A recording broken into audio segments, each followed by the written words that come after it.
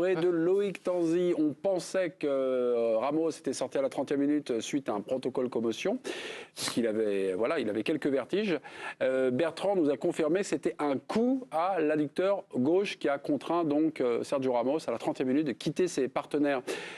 Pour l'instant, on ne va pas refaire le même débat qu'Mbappé, mais l'absence de Ramos serait-elle un gros coup dur contre le Bayern? Parce qu'il n'y a plus beaucoup de... oui, habillage d'urgence, s'il vous plaît. On y va, habillage d'urgence. L'absence de Sergio Ramos serait-elle un gros coup dur pour Paris en vue du Bayern? Sébastien? Non. Non? Grégory? Non, je suis pas loin de penser que c'est presque un atout. Ah, c'est un... Alléluia. Monsieur Sansfourche? Sur un match ou sur les deux? C'est un peu comme ce que disait... moi, j'ai le nez sur la fête des amoureux, là. Moi, je suis comme Bertrand Latour. C'est juste sur la match aller, Non. Ok, non. Ok, Étienne? Non plus? Bon, bah, pas de duel, pas de jingle. Vous aussi, vous ne voulez pas affronter votre ville peuple? Je suis peur. Grégory, vous me dites, oh ben non, c'est même un atout. Vous êtes vraiment dans la provoque ce soir. Il veut bouffer le micro. Écoutez, non mais à part Il dit toujours, il dit les plus grosses saucisses, comme ça il a toujours le micro.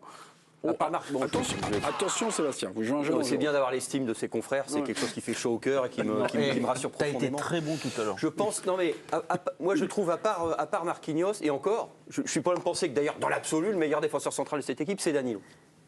Donc voilà, ça c'est le premier point. Ouais. Ensuite, tu as juste un international français qui s'appelle Mukiele qui patrouille là et qu'on s'ingénie à vouloir mettre à droite. Je veux dire, c'est un mec qui peut dépanner sur un match. Il est comme international tricolore, c'est pas rien. Non, donc si on me dit, mais oui, non mais. International tricolore. Oui, c'est mieux que le fantôme de Ramos. Non mais c'est vrai. Ah bah c'est vrai. Giorgetti aussi, là. Non mais c'est vrai que c'est. Non, Franck, Non, un peu de respect. Là c'est pas un bon argument. Non mais c'est vrai que c'est certainement mieux. Je pense du fond du cœur que Mukiele, c'est pas pire que Ramos.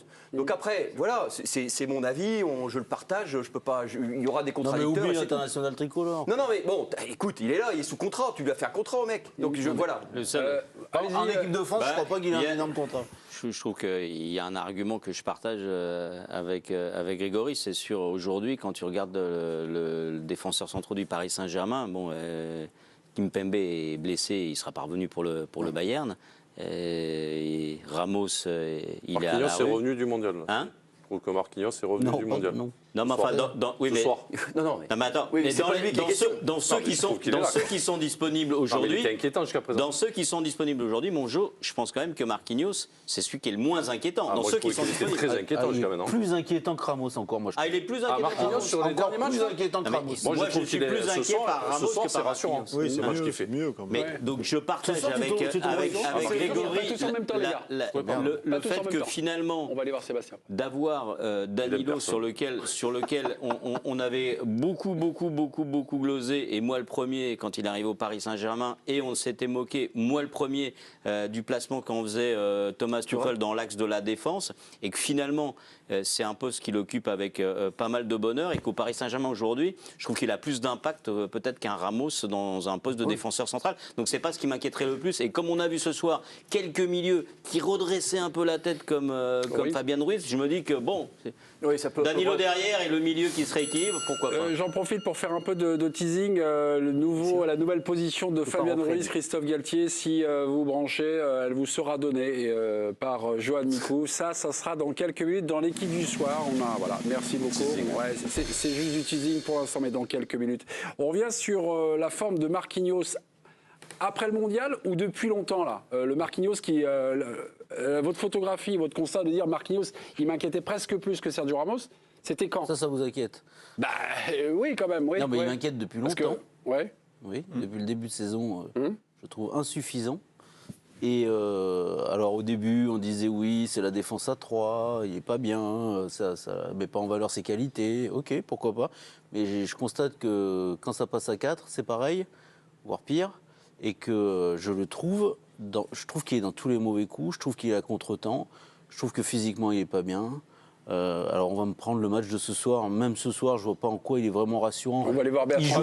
Il joue contre des fantômes. Et chaque fois qu'il y a des mauvais coups, il est dedans.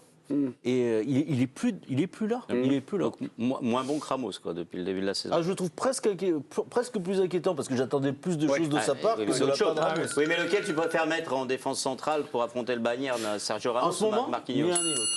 D'accord. Ah bah oui, mais sur un faudra match. bien mettre quelqu'un quand même. Moi, je préfère Sébastien. Moukele parce qu'il a 50 sélections d'équipe de France. Ok, Ah, attention. tu t'en sors, tu t'en sors habilement par une pirouette, mais bon, Non, tu pourrais Étienne, ne répondre. commencez pas à crier sur la deuxième syllabe, prendre c'est une droite. insupportable. Nous allons donner la parole. Je peux crier sur la première. Nous allons donner la parole à Bertrand. Bertrand, sur le jeu défensif ce soir, on était un peu dans l'individualisation.